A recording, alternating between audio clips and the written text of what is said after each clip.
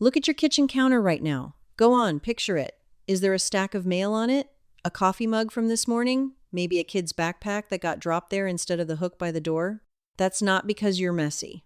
That's because you spent your whole Saturday cleaning last week, and by Wednesday it looked like you never touched it. That's the trap. You clean hard once, it falls apart fast, and then you clean hard again, weekend after weekend. And you start to think that's just what having a house means. It isn't. I want to tell you about a way of keeping a house that doesn't run on big weekend scrubbing marathons at all. It runs on small things, done automatically, all week long, so there's nothing left to pile up by Saturday. I learned most of this from a neighbor of mine, a Japanese woman named Kimiko who lived 2 doors down for almost 15 years. Her house was maybe 800 square feet, smaller than mine. And I never once saw it messy, not because she was scrubbing all the time. I hardly ever saw her cleaning at all because of how she ran it every single day without thinking about it.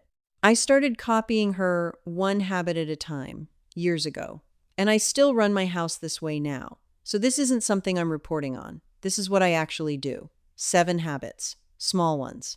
None of them take equipment. None of them cost you anything. Let's start with the one that everything else sits on top of. Number 1. Everything has one home, and it goes back right then, not later. This is the one Kimiko drilled into me without ever saying a word about it, just by how her house worked. Every single thing she owned had exactly one spot. Not a general area, one spot. The scissors lived in one drawer. Not somewhere in the kitchen, one drawer. And when she was done with them, they went back to that drawer before she did anything else. Not at the end of the day, right then. Here's why that matters more than people think. Clutter isn't really a pile of stuff. Clutter is a pile of decisions you didn't make yet.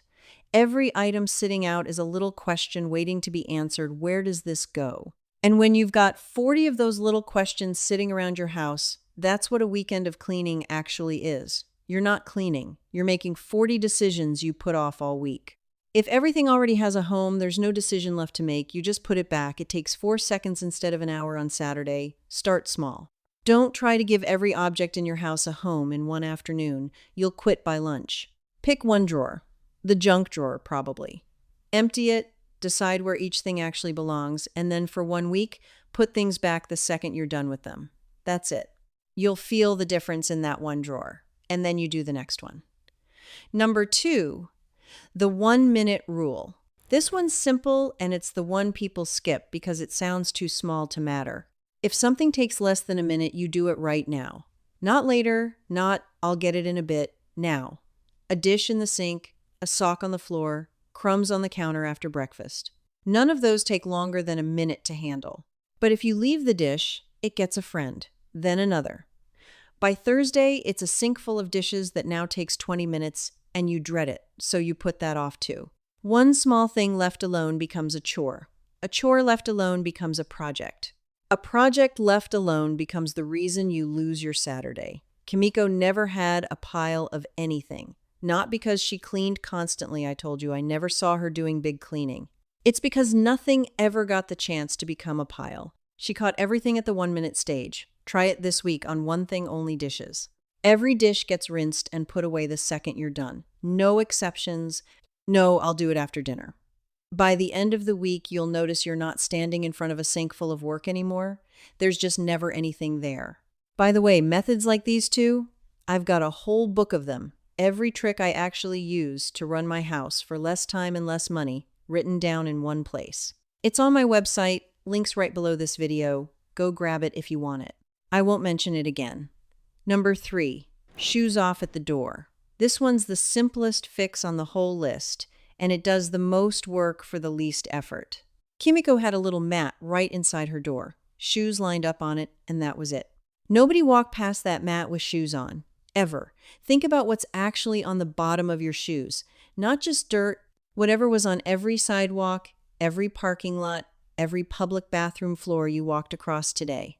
That's what's getting tracked across your carpet and ground into your floors every single day. You can mop and vacuum all you want, but if shoes keep coming in, you're fighting a leak you never plugged. Set up one spot by your door. A mat, a small bench, a couple hooks if you want them. Doesn't need to be fancy. Shoes come off there every time. No exceptions for guests either. Most people are relieved when you ask, honestly. Your floors stay clean with basically zero work from you. You're not cleaning better, you're just not making the mess in the first place. Number 4, a few minutes of cleaning every night, not a deep clean once a week. Here's where the whole thing ties together. Kimiko never did what I'd call a deep clean. Not the way we mean it the whole Saturday. Radio on, moving furniture, scrubbing baseboards kind of day. She did about 5 minutes every single night, tied right onto something she was already doing. After dinner, the table got wiped down while the last pot was still on the stove. Before bed, the bathroom sink got a quick wipe while she was already brushing her teeth in front of it. It wasn't a project. It was attached to something she was doing anyway, so it never felt like extra work. That's the trick, and it's the whole reason the big, exhausting clean exists in the first place. When you let 5 days of little messes stack up, day 6 is a disaster, and it takes real effort to dig out of. When you handle each day's small mess on that day, there's never a stack to dig out of. 5 minutes a night instead of 5 hours on Saturday. Same house, completely different week. Pick one thing to tie it to tonight. After dinner, before the dishes even go in the sink, wipe the table down. Just that. Do it every night this week at the same moment in your routine, and it stops being a task you have to remember. It just happens. Number 5, clean as you cook, not after. This is the one that saves the most time, and almost nobody does it. Watch how most people cook. Every pot gets used, every cutting board gets dirty, and it all sits there until the meal's done. And then you're standing in a wrecked kitchen after you already ate, too tired to deal with it. Kimiko cooked with one hand on the pan and one eye on the sink the whole time. Peel the vegetables, the peels go straight in the trash, not on the counter. Done with the cutting board, it gets rinsed and set to dry while the pan's still going. Measuring cup, spoon, whatever you just used and don't need again into the sink, rinsed, done. By the time dinner's actually on the plate, the kitchen already looks like nobody cooked in it. It feels backwards at first, like you're wasting motion while the stove's going. You're not. You've got dead time standing there while something simmers anyway. Use it. Start with just this tonight. Whatever you dirty while you cook, rinse it the second you're done with it instead of leaving it in a pile for after. You'll sit down to eat with a clean kitchen behind you instead of a chore waiting for you. Number 6, keep the surfaces clear. Look at any counter, any table, any dresser top in your house. If it's covered in things, it's doing 2 jobs badly instead of 1 job well. Kimiko's counters were nearly bare. Not stripped down and cold-looking, just nothing sat there that didn't have a reason to. Here's the plain truth about a cluttered surface. It's slower to clean, and it makes the whole room feel like work just to look at. A bare counter, you wipe it in 3 seconds. A counter with a toaster and a fruit bowl and 3 weeks of mail on it, you've got to move all of that, wipe under it, put it all back, before you've even started. Clutter doesn't just look messy. It taxes you every single time you touch that spot. The rule she lived by, and the rule I live by now, is that a thing earns its place on a surface. It's there because you use it constantly or it does something for you, not because you set it down there once and it never left. Mail is not a decoration. It's a stack of decisions you haven't made, same as that drawer we talked about earlier. Pick one surface. Your kitchen counter's the best one to start on because you touch it every day. Clear it down to nothing but what you actually use daily, the coffee maker if you use it every morning. Nothing else, and put everything back where it belongs, or find it a home if it doesn't have one. You'll be shocked how much faster that counter is to wipe down tomorrow and how much calmer that whole room feels the second you walk in. Number 7, and this is the one that everything else on this list is really standing on. Own less and take care of what you keep. There's a word for this where Kimiko's family is from, motanai. It doesn't translate into one word in English. It's more of a feeling, a sense that it's a waste, almost a shame to have something and not use it, not care for it, not appreciate it while you have it. It's not about being cheap, and it's not about having nothing. It's the opposite of hoarding, and it's the opposite of careless buying both at once. Here's what that looks like in a real house instead of a philosophy book. You don't own 6 half-used bottles of the same lotion because you kept buying more without finishing what you had. You don't have 3 sets of dishes because 2 of them were gifts you never wanted and never use. Every one of those things is a small tax on you, something to store, something to dust, something to make a decision about eventually. Own less, and every single thing you do own is worth taking care of because it's actually earning its keep instead of sitting there as dead weight. This is the reason her house with almost nothing in it never felt bare or sad. It felt calm.